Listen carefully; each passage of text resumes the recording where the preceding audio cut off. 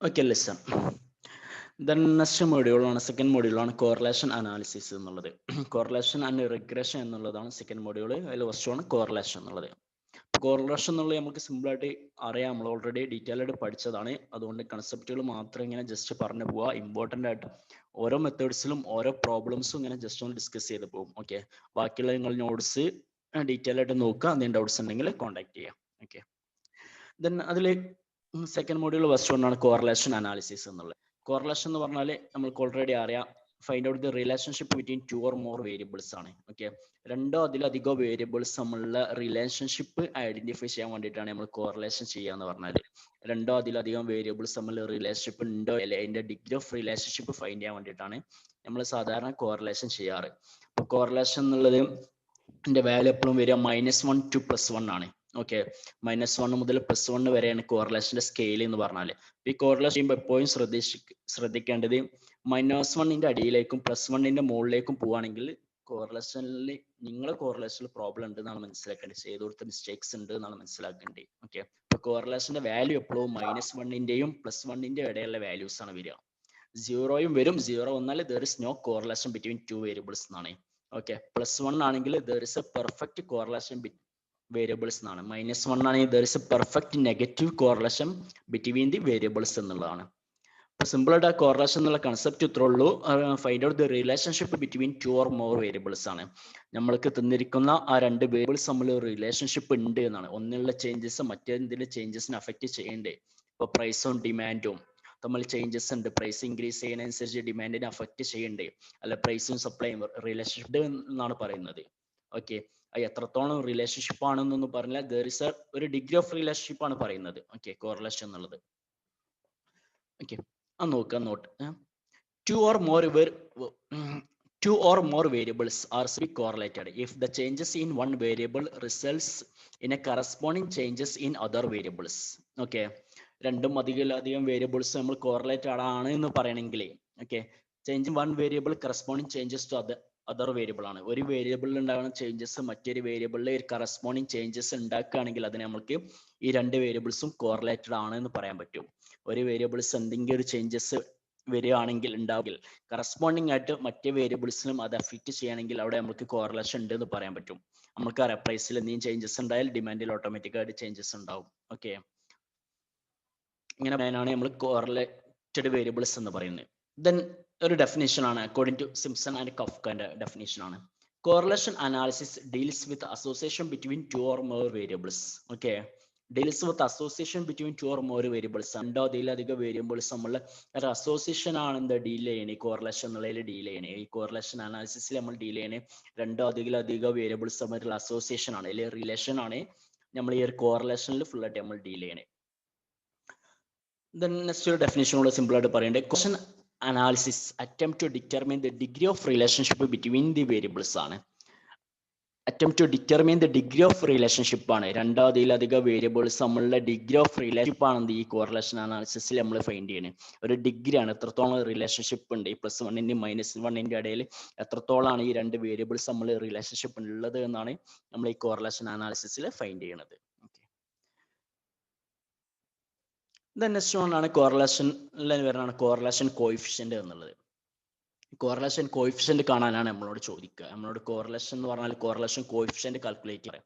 അപ്പൊ ഈ correlation coefficient ആണ് ഈ -1ന്റെയും +1ന്റെയും ഇടയിലുള്ള വാല്യൂസിൽ കോറിലേഷൻ കാണുന്നതിനാണ് നമ്മൾ കോറിലേഷൻ കോഎഫിഷ്യന്റ് എന്ന് പറയുന്നത്. ഓക്കെ, ശ്രദ്ധിക്കാം.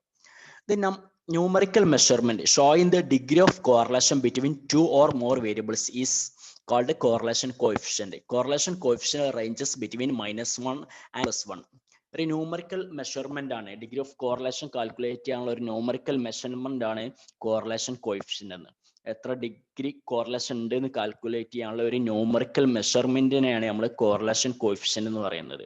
അപ്പൊ ഈ കോറിലേഷൻ കോഎഫിഷ്യന്റ് റേഞ്ചസ് എന്ന് പറഞ്ഞാൽ -1 to +1 ആണ്. ഓക്കെ, അപ്പൊ ഈ ഏത് രണ്ട് വേരിയബിൾസിന്റെ ഡാറ്റാസ് എന്ന് നമുക്ക് കാണാൻ പറയല് കോറിലേഷൻ കോഎഫിഷ്യന്റ് ആണ്.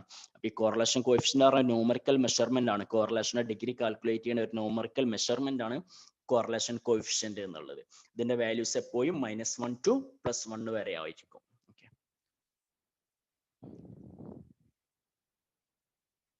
ദെൻ ക്ലാസിഫിക്കേഷൻ ഓഫ് കോറിലേഷൻ ആണ്. നമ്മൾ പറഞ്ഞ കോറിലേഷൻ എന്ന് പറഞ്ഞ ഒരു relationship between 2 or more variables ആണെന്നുള്ളത്. ദെൻ അതിൻ്റെ കുറച്ച് ക്ലാസിഫിക്കേഷൻ ആണ്. അതിൽ ഫസ്റ്റ് ഒന്നാണ് positive correlation and negative correlation. Then shown simple correlation, partial correlation and multiple correlation. Then linear and non linear correlation എന്നുള്ളത്. ഇത് ഓരോന്ന് നമ്മൾ ഡീറ്റെയിൽ അടിച്ച് നോട്ട്സിൽ എഴുതിയോണ്ട് ജസ്റ്റ് അതിൻ്റെ മെയിൻ പോയിന്റ് മാത്രമേ നോട്ടുള്ളൂ, ബാക്കി നിങ്ങൾ നോട്ട്സ് വായിക്കട്ടോ. അതിൽ ഫസ്റ്റ് വൺ ആണ് പോസിറ്റീവ് കോറിലേഷൻ എന്നുള്ളത്. പോസിറ്റീവ് കോറിലേഷൻ എന്ന് പറഞ്ഞാൽ when the variables are varying in the same direction is called positive correlation. രണ്ട് വേരിയബിൾസും സെയിം ഡയറക്ഷനിലാണ് മൂവ് ചെയ്യണമെങ്കിൽ അതിനെ നമുക്ക് പോസിറ്റീവ് കോറിലേഷൻ എന്ന് പറയാൻ പറ്റും. ഓക്കെ, എക്സ് ഇൻക്രീസ് ചെയ്യുമ്പോൾ കറസ്പോണ്ടിങ് ആയിട്ട് വൈ ഇൻക്രീസ് ചെയ്യുക. ഓക്കെ, എത്ര ഡിഗ്രി ആണെന്ന് പറയില്ല, എക്സ് ഇൻക്രീസ് ചെയ്യുന്നുണ്ട് ഓട്ടോമാറ്റിക് യു ഇൻക്രീസ് ചെയ്യുന്നുണ്ട്, അതിനെ നമുക്ക് പോസിറ്റീവ് കോറിലേഷൻ എന്ന് പറയാൻ പറ്റും. അതുപോലെ തന്നെ എക്സ് ഡിഗ്രീസ് ചെയ്യുന്നുണ്ട്, അതുപോലെ തന്നെ വൈയും ഡിഗ്രീസ് ചെയ്യുന്നുണ്ട്, അതിനും നമ്മൾക്ക് പോസിറ്റീവ് കോറിലേഷൻ എന്ന് പറയും. രണ്ടും സെയിം ഡയറക്ഷനിലായാൽ മതി, ഇൻക്രീസ് ഓർ ഡിക്രീസ്.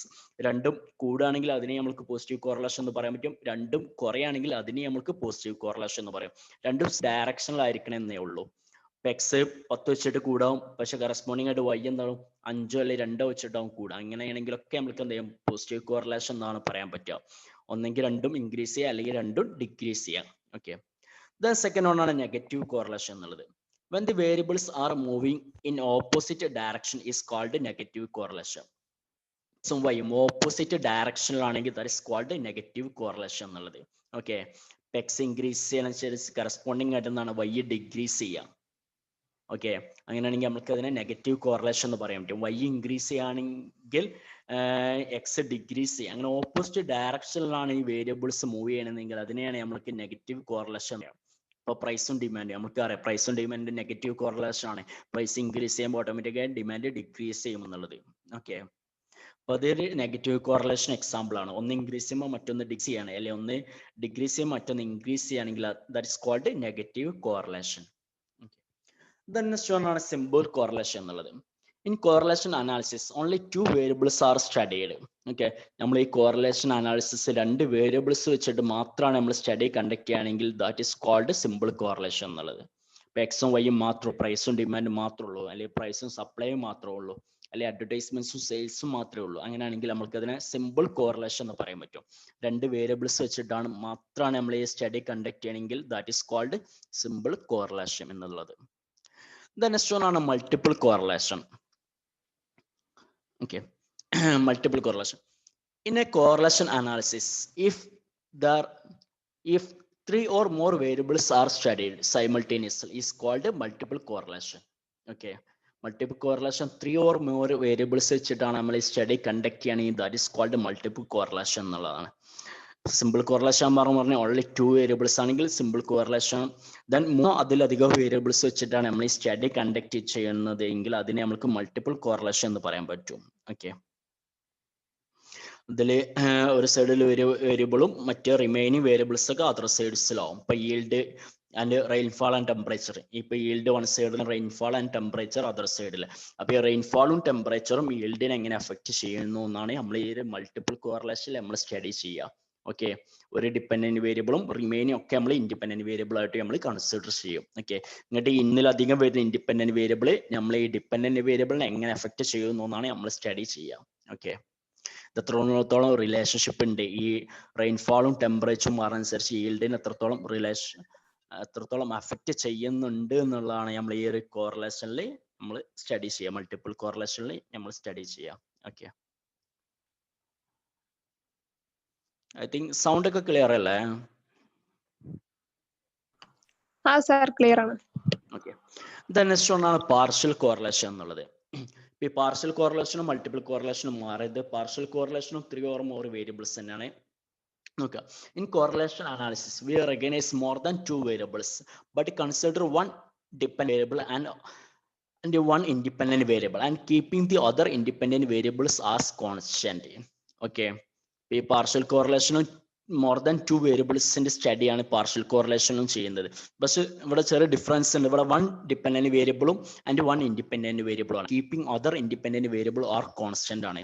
ഒരു ഡിപെൻഡന്റ് വേരിയബിളും ഉണ്ടാവും, ഒരു ഇൻഡിപെൻഡന്റ് വേരിയബിളും ഉണ്ടാവും. ദെൻ ബാക്കി വരുന്ന ഇൻഡിപെൻഡന്റ് വേരിയബിൾസ് നമ്മൾ കോൺസ്റ്റന്റ് ആക്കി വെച്ചിട്ട് ഈ ഒരു ഇൻഡിപെൻഡന്റ് വേരിയബിൾ ഈ ഒരു ഡിപെൻഡന്റ് വേരിയബിളിനെ എങ്ങനെ അഫക്റ്റ് ചെയ്യുന്നു എന്നുള്ളതാണ് നമ്മൾ പാർഷ്യൽ കോറിലേഷനിൽ നമ്മൾ സ്റ്റഡി ചെയ്യാം.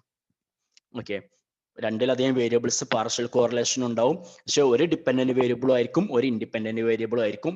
ബാക്കി വരുന്ന ഇൻഡിപെൻഡന്റ് വേരിയബിൾസ് നമ്മൾ കോൺസ്റ്റന്റ് ആക്കി വെക്കും.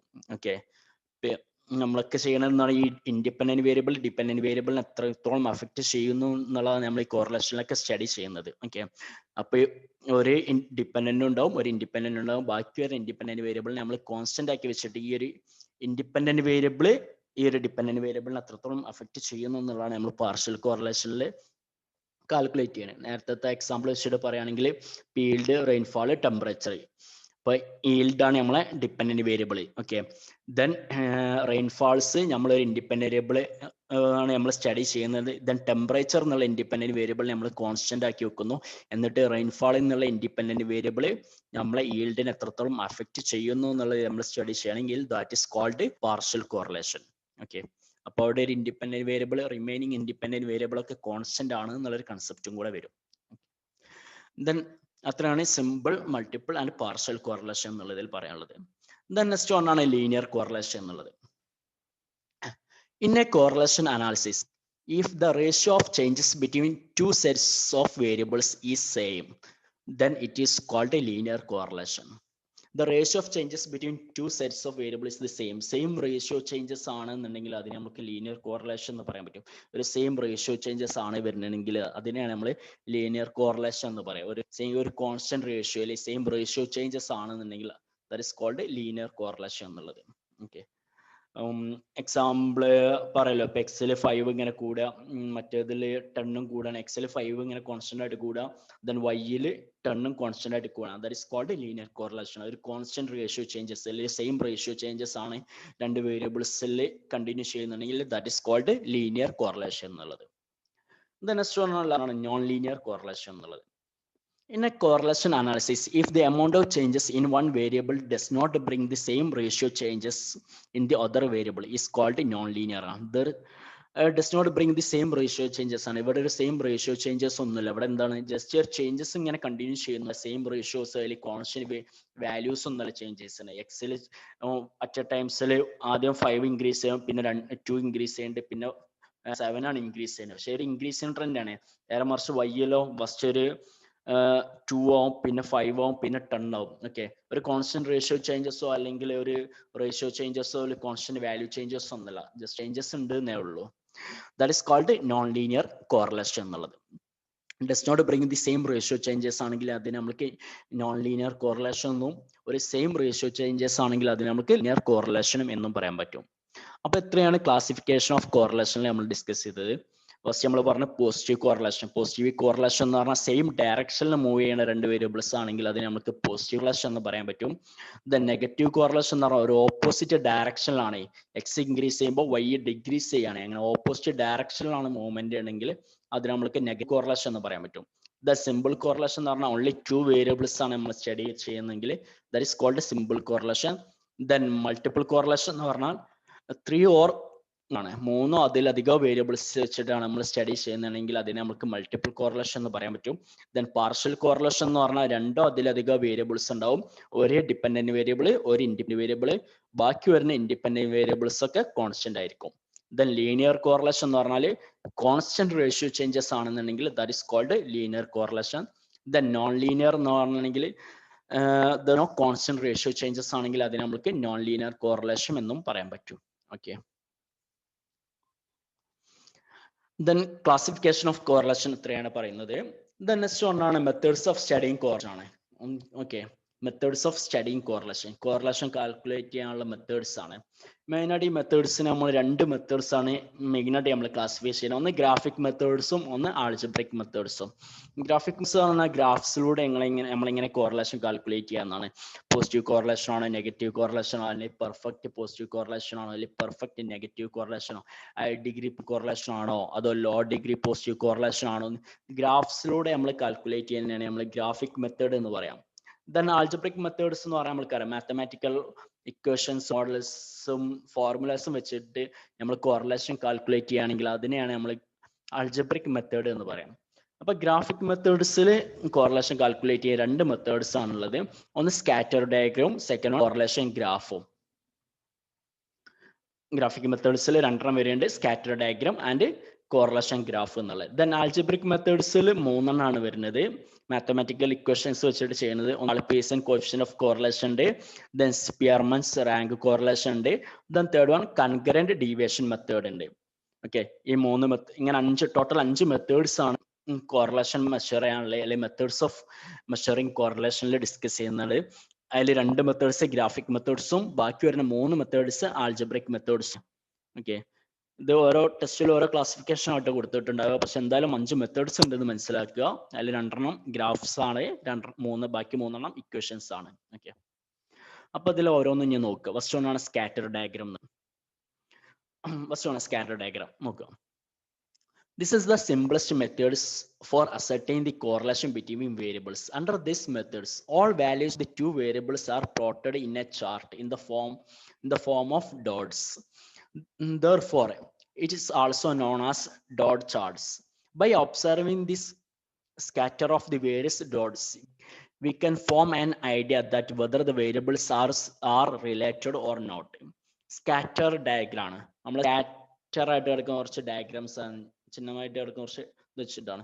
ഇവിടെ അറിയാലോ, ഗ്രാഫ്സ് എന്ന് പറയുക എക്സ് ആക്സിസ് ഉണ്ടാവും, വൈ ആക്സിസ് ഉണ്ടാവും. എക്സ് ആക്സിസിൽ ഒരു X variables, then Y axis Y variables. ഇങ്ങനെ 2 വേരിയബിൾസ് നമ്മൾ റിലേഷൻഷിപ്പ് നമ്മൾ സ്റ്റഡി ചെയ്യുമ്പോൾ ഗ്രാഫ്സ് വെച്ചിട്ട് നമ്മൾ സ്റ്റഡി ചെയ്യണേ, നമ്മൾ ഗ്രാഫ്സിൽ ഒന്ന് എക്സ് ആക്സിൽ ഒരു വേരിയബിൾസിന്, വൈ ആക്സിൽ മറ്റൊരു വേരിയബിൾസ്, എന്നിട്ട് അത് വെച്ചിട്ട് നമ്മൾ എന്ത് ചെയ്യാം, ഡോട്ട്സ് ആയിട്ട് നമ്മൾ മാർക്ക് ചെയ്യാണ്.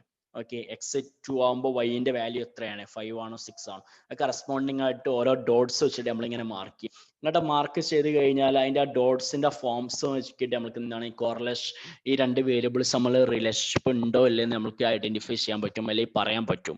വേരിയബിൾസ് ഒരു ഇൻക്രീസ് ആൻഡ് ട്രെൻഡ് ആണെങ്കിൽ നമുക്ക് പറയാൻ പറ്റും, അല്ലെങ്കിൽ ഒരു സെയിം ഡയറക്ഷനിലുള്ള മൂവ്മെന്റ് ആണ് നമുക്ക് അതിനെ പോസിറ്റീവ് കോറിലേഷൻ എന്ന് പറയാൻ പറ്റും. ഒരു ഓപ്പോസിറ്റ് ഡയറക്ഷനിലാണ് നമുക്ക് അതിനെ നെഗറ്റീവ് കോറിലേഷൻ എന്നൊക്കെ പറയാൻ പറ്റും.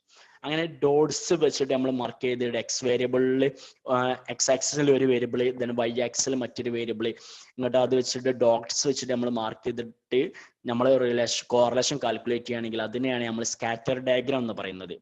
നമ്മൾ നോട്ട്സിൽ എക്സാമ്പിൾ ഒക്കെ വരച്ചു വെച്ചിട്ടുണ്ടാവും, അപ്പൊ അതൊന്നും നോക്കട്ടോ.